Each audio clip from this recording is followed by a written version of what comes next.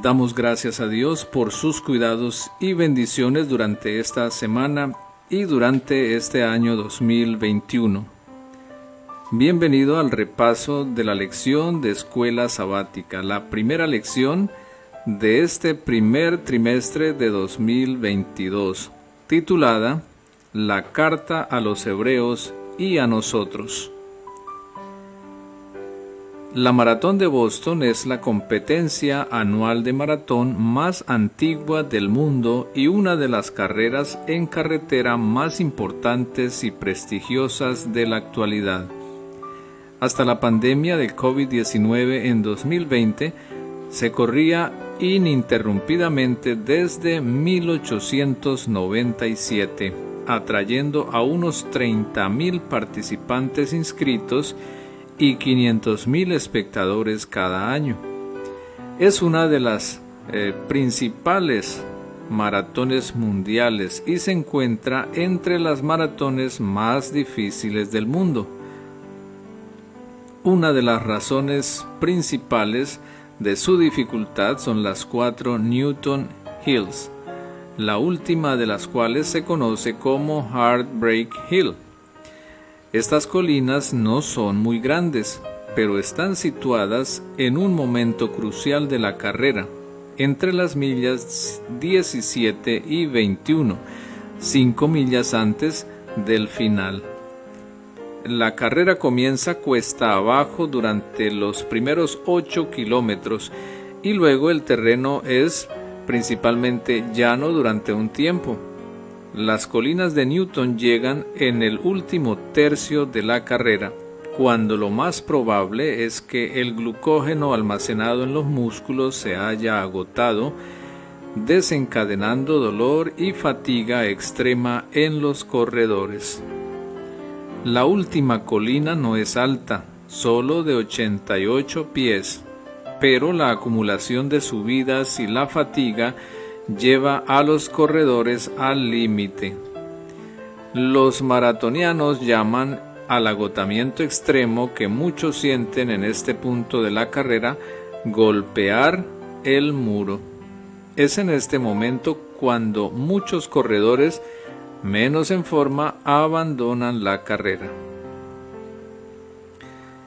El relato de la carta a los Hebreos nos dice que el auditorio se encontraba en un punto similar de fatiga en la carrera de la vida cristiana. La historia de la congregación comenzó cuando se les predicó la buena nueva sobre Jesús. No sabemos quiénes fueron los evangelistas originales, pero sí sabemos que Dios mismo confirmó su testimonio mediante señales y prodigios y diversos milagros y por dones del Espíritu Santo distribuidos según su voluntad. Hebreos 2:4. El Nuevo Testamento relata que las señales como las curaciones milagrosas, los exorcismos y la efusión de dones espirituales acompañaban a menudo la predicación del Evangelio en nuevos lugares.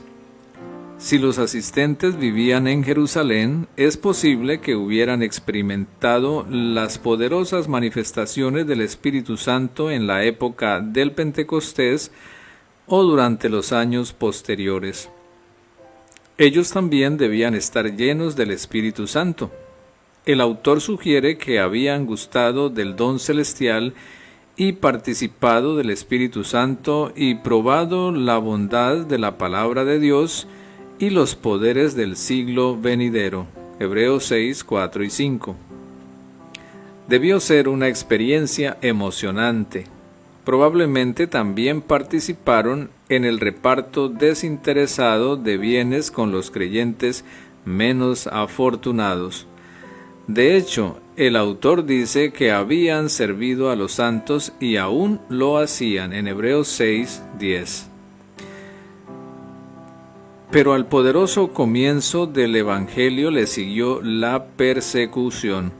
El autor de Hebreos dice que fueron expuestos públicamente a la persecución y la aflicción, que algunos de ellos fueron maltratados y encarcelados y que sus propiedades fueron saqueadas. Esto podría haber sido el resultado de las acciones de las turbas, la incautación oficial de casas y propiedades o la imposición de fuertes multas. El relato de Hebreos encaja bien con la descripción que hace Lucas de la persecución en Palestina y Jerusalén. El autor describe la persecución como la exposición pública al reproche. El término griego oneidismos se refiere a las agresiones verbales al honor y al carácter. Los antropólogos culturales han señalado que existe una estrecha relación entre el honor de una persona y el tratamiento de su cuerpo. También es posible que se les acusara de graves delitos. Un par de años más tarde, Nerón acusaría a los cristianos que vivían en Roma de iniciar el incendio que devastó Roma en el verano del año 64. Asimismo, el historiador Tácito los consideró culpables de odio contra la humanidad. Suetonio, otro historiador, menciona que fueron acusados de promover una nueva y maliciosa superstición. También sabemos que los cristianos serían calumniados más tarde con el canibalismo, la cena del Señor, el ateísmo, el rechazo de los dioses paganos, el incesto. Los cristianos se llamaban entre sí hermano o hermana, y las creencias supersticiosas, por ejemplo, el fin del mundo. El público de Hebreos soportó valientemente los abusos y sufrimientos por el nombre de Cristo, pero ahora se había apoderado de ellos una sensación de fatiga y malestar. Habían empezado a alejarse de Cristo, según Hebreos 2:1. Algunos empezaron a descuidar las reuniones de la iglesia, Hebreos 10:25. La hospitalidad y el cuidado de los que estaban en la cárcel comenzaron a fallar, según Hebreos 13:1 y 2, y una raíz de amargura e incredulidad amenazaba con crecer en los corazones de algunos. Estaban agotados espiritualmente. Hay algo glorioso en una lucha culminante por la fe de uno frente a probabilidades desalentadoras, en medio de ataques contra nuestro Salvador. Una lucha prolongada contra el sufrimiento y la decepción es más difícil. Por eso se ha dicho que es más fácil morir como un mártir que vivir como un santo. Los asistentes habían respondido gloriosamente a la persecución en años anteriores, pero ahora se enfrentaban a la ignominia de la pobreza y a la desgracia de un prolongado encarcelamiento. Hebreos fue escrito para una congregación cuyo recuerdo de las gloriosas señales y maravillas del Señor formaba parte de un pasado que se alejaba rápidamente. Fue escrito para una congregación que se encontraba en la frontera de la tierra prometida, en nuevo casi 40 años después, donde Moisés y Aarón perdieron la paciencia, golpearon la roca y se les prohibió entrar en la tierra prometida. Fue en Peor, justo al lado del Jordán, donde el pueblo se dedicó a la idolatría y la inmoralidad, y un gran número fue destruido, según Números 25. En el último tramo de la carrera, nuestros sentidos se embotan. Perdemos la concentración y somos propensos a cometer graves errores.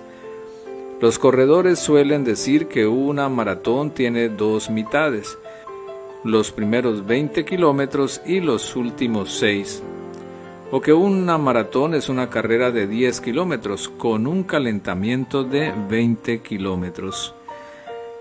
La carta a los Hebreos fue escrita como una palabra de exhortación para ayudar a su audiencia a correr con éxito el último tramo de la carrera.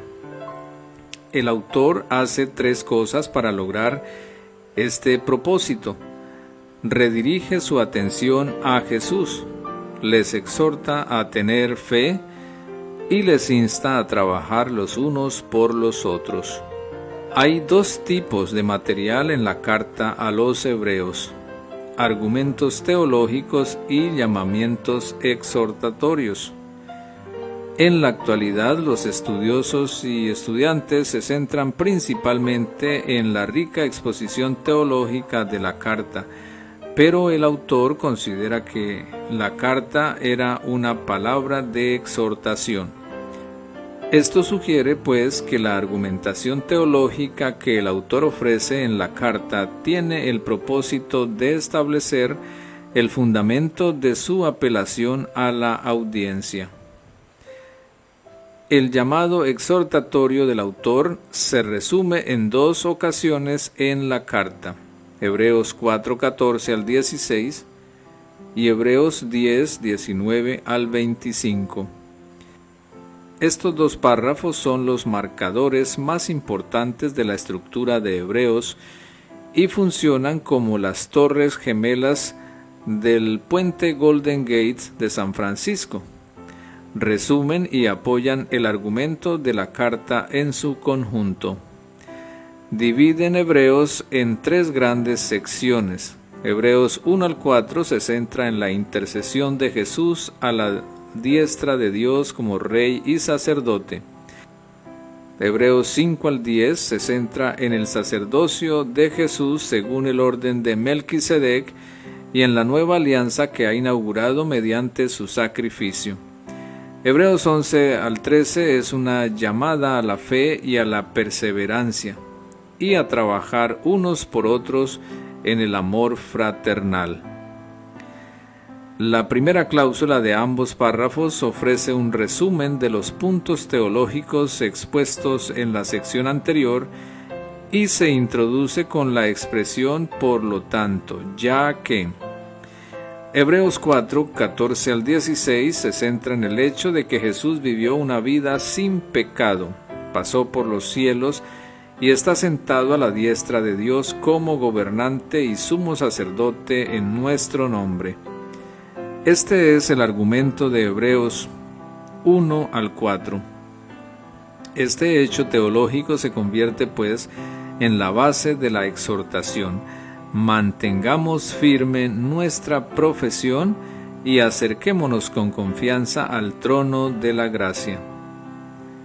Así, el poderoso hecho teológico de que Jesús ascendió a la diestra de Dios como nuestro Rey y sumo sacerdote es la base de la exhortación a acercarnos con fe y oración. Asimismo, Hebreos 10, 19 al 25 se centra en dos hechos teológicos. El primer hecho es que Jesús nos ha abierto un camino nuevo y vivo a través del velo. El autor se refiere al nuevo pacto que Jesús inauguró por medio de su sangre, que nos proporciona un acceso seguro a la presencia de Dios debido al perdón que proporciona. Este es el resumen de los argumentos de Hebreos 8 al 10. El segundo hecho es que Jesús es un gran sumo sacerdote sobre la casa de Dios. Este es un resumen de Hebreos 5 al 7, que describe el sacerdocio de Jesús según el orden de Melquisedec. Estos dos poderosos hechos teológicos proporcionan la base para tres exhortaciones. En primer lugar, acerquémonos con un corazón sincero. Hebreos 10, 22.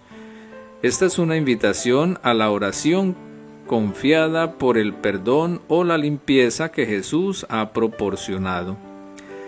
Segundo, mantengamos firme la confesión de nuestra esperanza. Versículo 23. Esto es de nuevo una exhortación a la fe. Por último, consideremos cómo estimularnos mutuamente al amor y a las buenas obras. Versículo 24. Se trata de una exhortación a trabajar los unos por los otros. Por lo tanto, la estrategia del autor de Hebreos para abordar el cansancio espiritual de su audiencia tiene tres elementos. El primer elemento es que el autor vuelve a centrar la atención de la audiencia en la persona y la obra de Jesucristo. Sabe que si el público va a completar con éxito su carrera, necesita fijar su mirada en Jesús. Hebreos 12, 1 y 2. Lo hace con un nuevo análisis de los logros de Jesús, pero no se limita a repetir los puntos expuestos por otros autores cristianos primitivos. La carta de los Hebreos es única en su profundo análisis del sacerdocio de Jesús. Mientras la lucha por la vida cristiana continúa, los cristianos necesitan una comprensión cada vez más profunda de quién es Jesús. La repetición no es suficiente. Este era el problema que aquejaba a los lectores de Hebreos. Se habían contentado con entender solo los principios elementales de los oráculos de Dios. Por eso se deslizaban poco a poco hacia la apostasía. Sin embargo, no basta con una comprensión teológica más profunda de Jesús. Necesitamos un compromiso cada vez más profundo. Necesitamos aferrarnos a la fe, pero del mismo modo la fe no es suficiente. La fe necesita pedir en la oración. El creyente necesita acercarse con confianza y con un corazón sincero. Por último, incluso la oración por sí sola no es suficiente. El creyente necesita trabajar por los demás. El autor de Hebreos enseña que la razón principal para asistir a las reuniones de la iglesia no es aprender más o recibir ánimo. La razón principal para asistir a las reuniones de la iglesia es ayudar a otros, animar a otros y trabajar por otros. En el proceso de hacer eso somos animados y obtenemos una visión más profunda de Cristo. Al final, la fatiga espiritual es el resultado de una tendencia a centrarnos en nosotros mismos, nuestro sufrimiento, nuestra soledad, nuestro fracaso, nuestra insuficiencia y nuestra debilidad. Cuando el ángel se encontró con un Elías deprimido en el desierto, lo único en lo que podía pensar el descorazonado profeta era que no era mejor que sus padres, que no había logrado promulgar las reformas que deseaba y que era el único fiel en Israel. Pero entonces Dios le dio a Elías una visión más profunda de quién es él y lo envió de nuevo a trabajar. Primera de Reyes, capítulo 19. A medida que nos acercamos al final de la carrera, no podemos perder la concentración. Necesitamos obtener una comprensión más profunda de quién es Jesús, confirmar nuestra fe y renovar nuestro trabajo por los demás. Al hacer esto, nos fortaleceremos para terminar la carrera. Te damos las gracias por habernos acompañado en el estudio de la lección de escuela sabática durante esta semana. Puedes apoyar nuestro ministerio enviando estrellas en los videos que publicamos. Esta es una producción del Ministerio Mensaje Adventista. Encuéntranos en nuestras redes sociales, YouTube, Facebook e Instagram. Te deseamos un feliz día de preparación, un feliz Santo Sábado y un feliz año 2022. Que Dios te bendiga junto a tu familia.